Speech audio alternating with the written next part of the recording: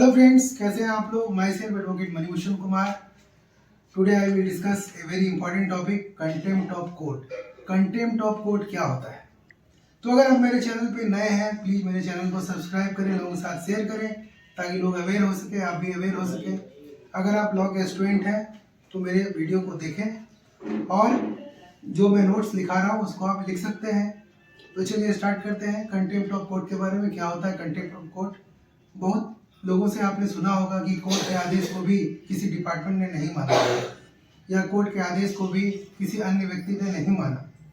तो अगर कोर्ट के आदेश की कोई भी अवहेलना करता है, उसको नहीं मानता है, तो कंटेम्प्ट ऑफ कोर्ट का नोटिस हाई कोर्ट या सुप्रीम कोर्ट भेज सकता है।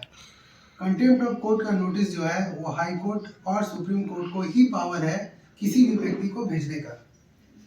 तो कंटेम्प्ट ऑफ कोर्ट जनरली दो तरह का होता है, एक होता है सिविल कंटेम्प्ट ऑफ कोर्ट, एक होता है criminal contempt of court. Civil contempt of court में क्या होता है, जैसे मान लीजिए कि कोई व्यक्ति है जिसका नाम ए है, उसने कोई रीट पिटीशन फाइल किया।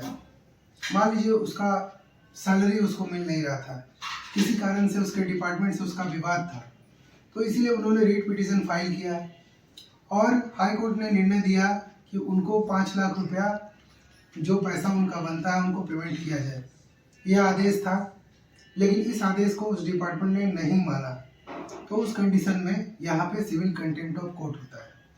कोई रीट पिटीशन का अगर आदेश हाई कोर्ट देता है या कोई भी आदेश अगर देता है, कोई डिक्री अगर होता है और उस कंडीशन में जिसके खिलाफ निर्णय दिया जाता है उस व्यक्ति या उस संस्था ने अगर आदेश नहीं माना कोर्ट का, तो उस कंडीशन में सिविल कंटेम्प्ट ऑफ कोर्ट होता है। सिविल कंटेम्प्ट ऑफ कोर्ट में अगर आप न्यायालय में जाके माफ़ी मांग ले तो न्यायालय की ये इच्छा पर है, कोर्ट की इच्छा पर है कि वो आपको माफ़ कर सकता है या नहीं भी कर सकता है। ये कोर्ट के आदेश पर है, कोर्ट की इच्छा पर है।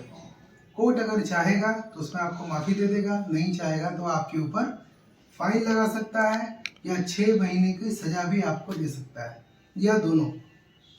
अब आते हैं criminal contempt of court. Criminal contempt of court क्या है?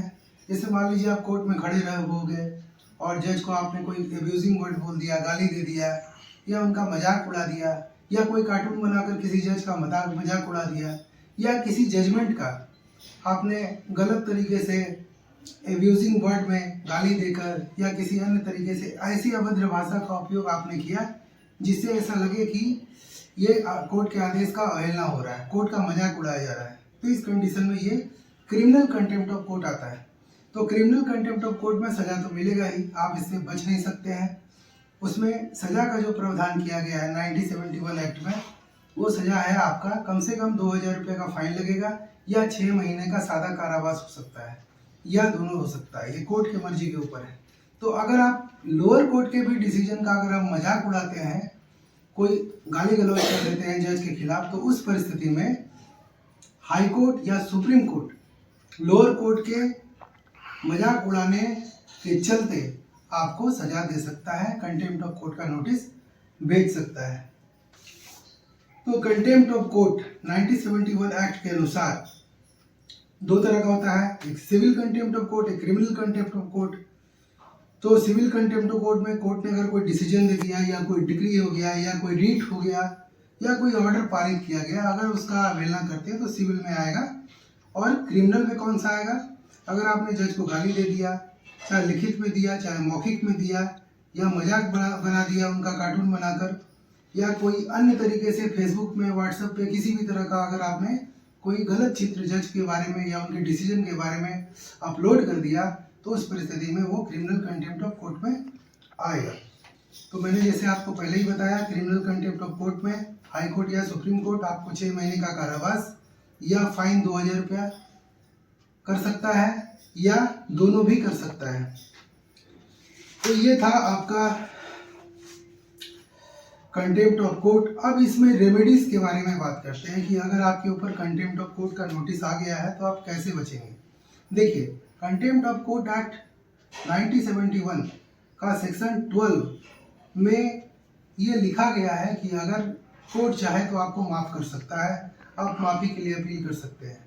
सेक्शन 19(1) में ये लिखा गया है कि आप अपील कर सकते हैं हाई कोर्ट में अगर सिंगल बेंच ने आपको कंटेम्प्ट ऑफ कोर्ट का नोटिस भेजा है तो आप डबल बेंच में, यानी कि जिसको डिवीजन बेंच भी कहते हैं, उसमें आप अप्लाई कर सकते हैं।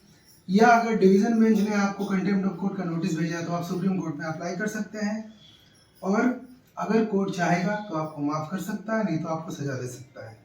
तो यही था पूरा कंटेम्प्ट ऑफ कोर्ट का मेरा आज का नोट्स। तो अगर आप स्टूडेंट हैं तो इसको ज़रूर लिख लें। तो कैसा लगा मेरा चैनल आपको? अगर आपको ये चैनल अच्छा लग रहा है प्लीज़ इसे सब्सक्राइब करें, लोगों के साथ शेयर करें ताकि लोग अवेयर हो सकें। Thank you. जय हिंद, जय भारत।